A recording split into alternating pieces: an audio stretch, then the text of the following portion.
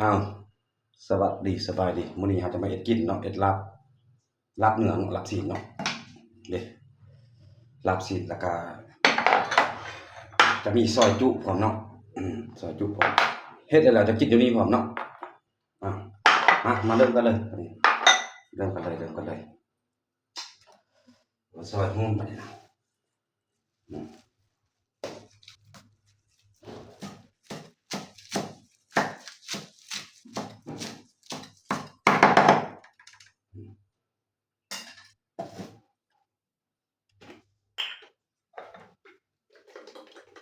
ปลาแดกเนาะปลาแดกนัวปลาแดกเสียบใส่ลายนัวลาย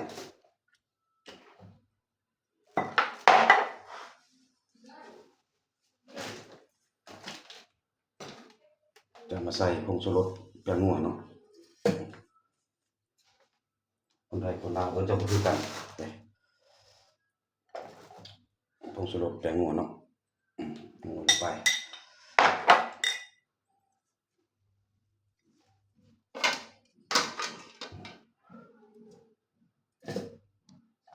ซอยพริกบัดนี้เนาะหั่นซอยพริกเนาะ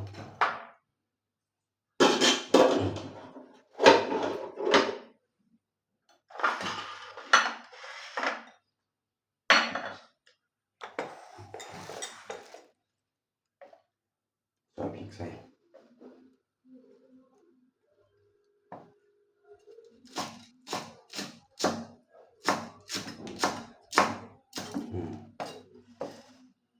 โรยลงไปมะเผ็ดใส่เผ็ดเนาะมันน้อยมะเผ็ดใส่น้อยเด็ด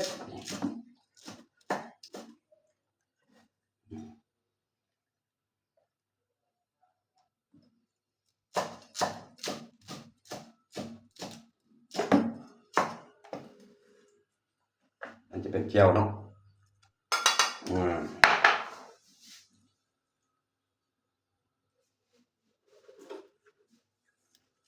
มันบัว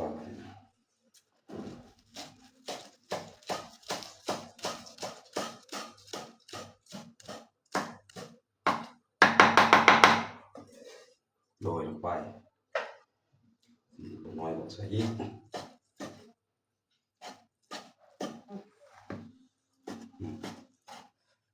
แซ่บเลย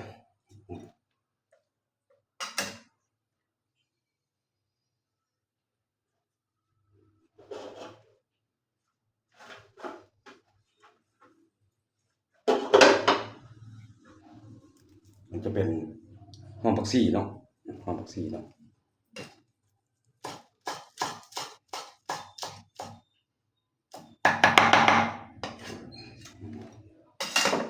โรยลงไปทำไมเราจะโรยลงไปเนาะมันเนาะทำไมเนาะทำไมเราจะโรยลงไปโรยลงไปมันจะเป็นเจ้าเพียเนาะโรยลงไปเจ้าเพียก็จะใส่ปลาแดกจะน้อยครับ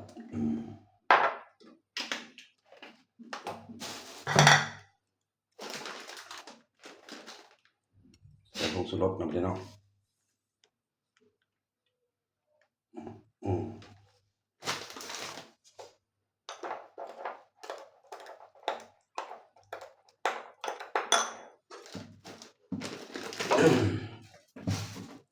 มาใส่เกลือเพิ่มเนาะ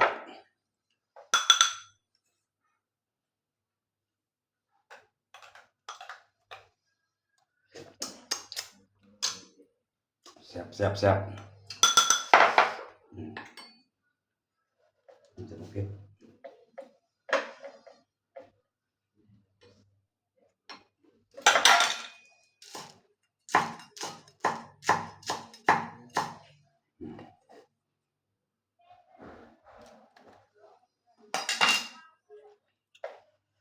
อันนี้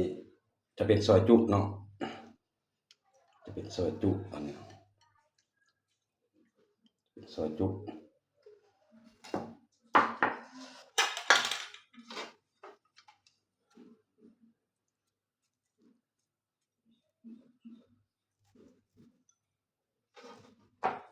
จะมาโรย ยใส่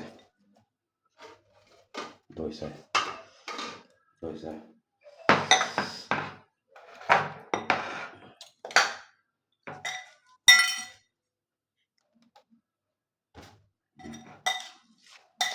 คนเข้าไป